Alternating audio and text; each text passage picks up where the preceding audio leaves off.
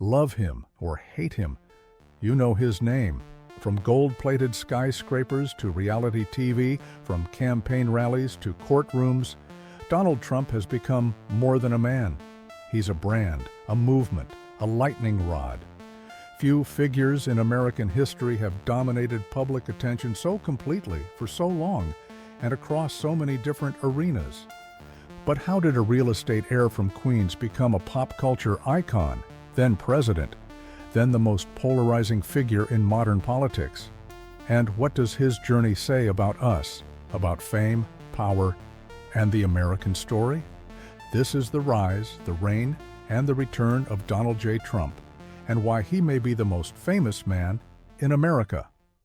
Donald John Trump was born in 1946 in the Jamaica Estates neighborhood of Queens, New York.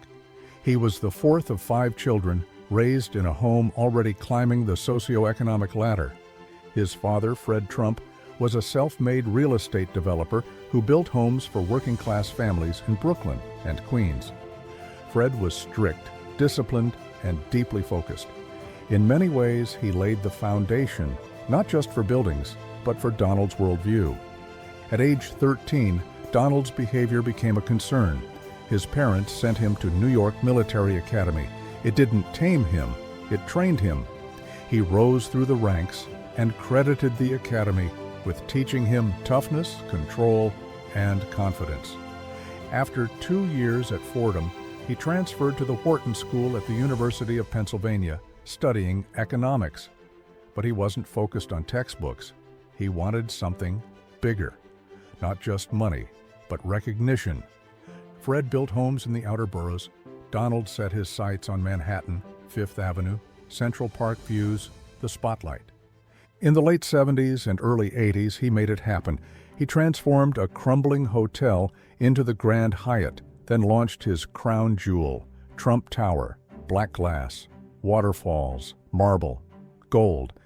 It wasn't just real estate, it was a symbol of him, and the name Trump was everywhere. Buildings, airlines, bottled water, board games. Behind the glitz, many deals were propped up by risky loans. Debt mounted, the market crashed. He flirted with bankruptcy. But through it all, he stayed in the headlines. He wasn't just building skyscrapers, he was building a persona. In a media-saturated age, Donald Trump realized something early on.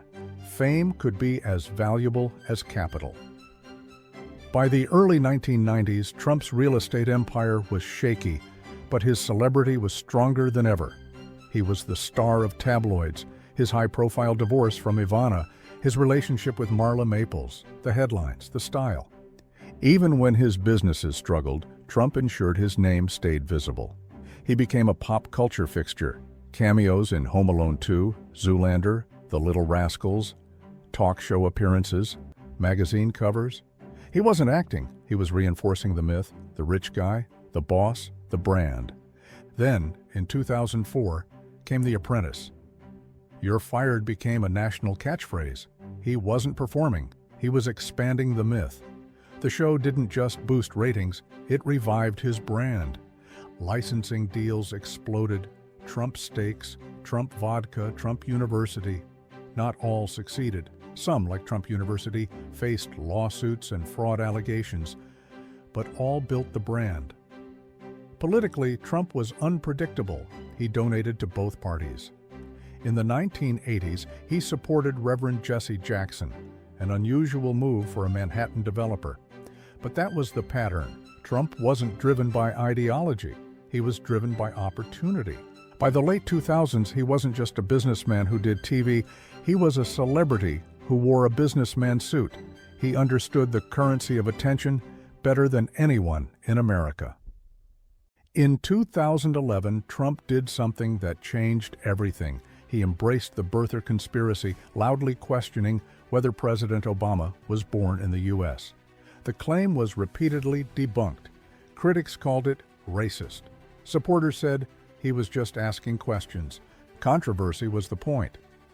Though he didn't run in 2012, he kept speaking, teasing a candidacy, visiting early primary states, learning what made headlines.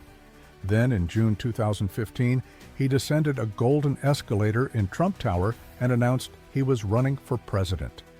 The speech was blunt, provocative, unforgettable, especially his controversial remarks about immigration from Mexico, which sparked nationwide backlash and cost him major business deals.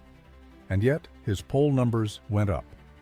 Trump wasn't following political norms. He was following ratings logic. The debates became a spectacle.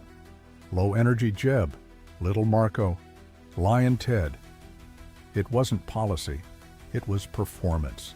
And America watched. He dominated the news cycle, generating billions in free media coverage. His message, "Make America Great Again," was simple, nostalgic, powerful. By November 2016, he had pulled off the greatest political upset in modern history and became President of the United States. When he took office in January 2017, Trump opened with, "This American carnage ends now." It was a declaration of war against the establishment. He moved fast. Travel bans, executive orders, protests. He governed through Twitter, bypassing the press, blasting critics, speaking directly to millions. The Mueller investigation loomed. He called it a witch hunt.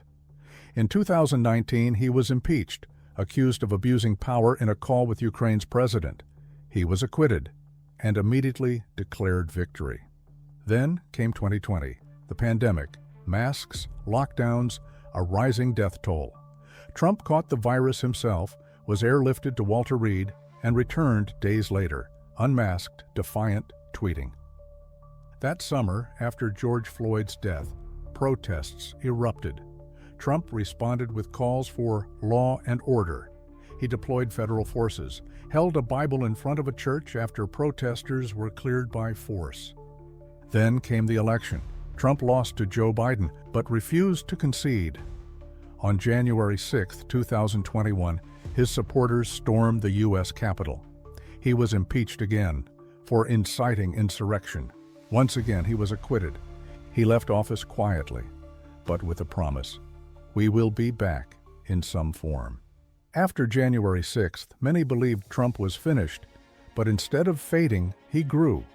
He launched Truth Social, held rallies, endorsed candidates, transformed the Republican Party in his image. Then came the indictments.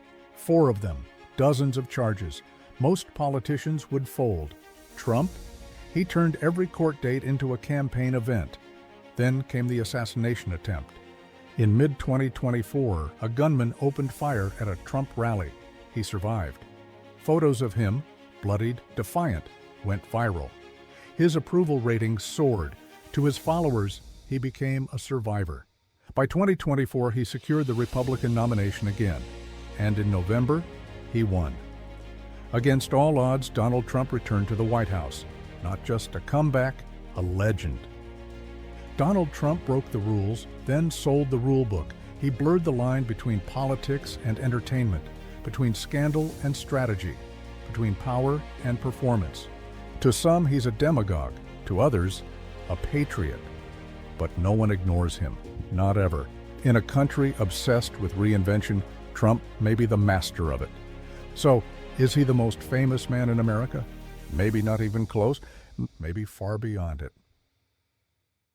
In a world full of noise, it's not just what you hear, it's what you understand. You've just watched Why Factor, where we ask the real questions and follow the truth wherever it leads.